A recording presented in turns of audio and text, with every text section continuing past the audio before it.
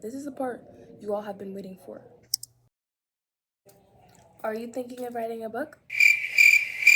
I hope you are, because that's what this video was about. So hey, my name is Paxton. This is my first ever YouTube sit down YouTube video, and I'm gonna be talking about my book. Give me a second. Book of the Dandelion. It's a poetry book, and I'm gonna be telling you how to write your own if you're young, teenager, thinking about writing a book. These are all the things I'm gonna be covering in today's video. So I've been writing poetry since I was around 13. I've done a lot of research on poetry writing. I've won a lot of poetry competitions. I have a few Scholastic awards, so I consider myself a pretty good poet. So I have tons of poems and tons of journals of poems from when I was 13. I'm now 18, so I've been writing consistently for about 5 years, and I write one every day. So I have almost thousands of poems, and I wanted to write something that could resonate with the younger version of myself who is seeking confidence and who wanted to just be understood and felt and heard. So a lot of it is basic teenage ranting, love, high school crises, drama, things like that. So it's a lot. It's called Growth of the Dandelion because it's about my growth as coming from a tween girl to a teenage girl or older girl. So I really hope it resonates with younger generations, and I was just writing it as a love letter to my younger self, and it kind of goes the 3 stages of the book. Actually, I'm covering that in my book tour, which is the next video. So if you want to see an in-depth explanation of my book, watch the video. Okay, so how I wrote this book. So it takes a lot of editing because the poems, my process in putting poems into, so yeah, my process is I take the poems, I write them by hand in a journal, then I put the poems into a Google Doc form where it's more refined. So I spend a lot of time editing, going through every single line and making sure it's good. And that's the first edit. Then I have my second edit where it's on the Google Doc and we look over it again and try to add some more stylistic elements and more poetic elements to the poem. So I had to do that for almost 100 poems, maybe more than 100, but I did that for a lot of poems. And then I had to format. I'll explain this more in depth in my next video, as I said, my book tour. This is the part you all have been waiting for.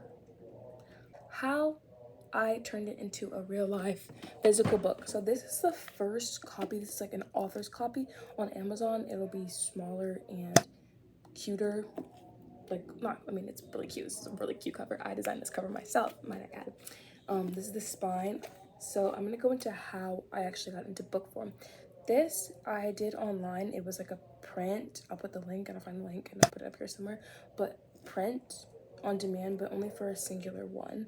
So this company I use, they print picture books, but I just wanted to be able to hold it and use it for my TikToks and my short form content. So I had to get a book for that. So that's what, if you go to my TikTok, you'll see the when I first got the book, when it arrived, that's all on my TikTok, and me reading some of the poems from the book if you want to see. So that's also on my TikTok, and I have a Substack.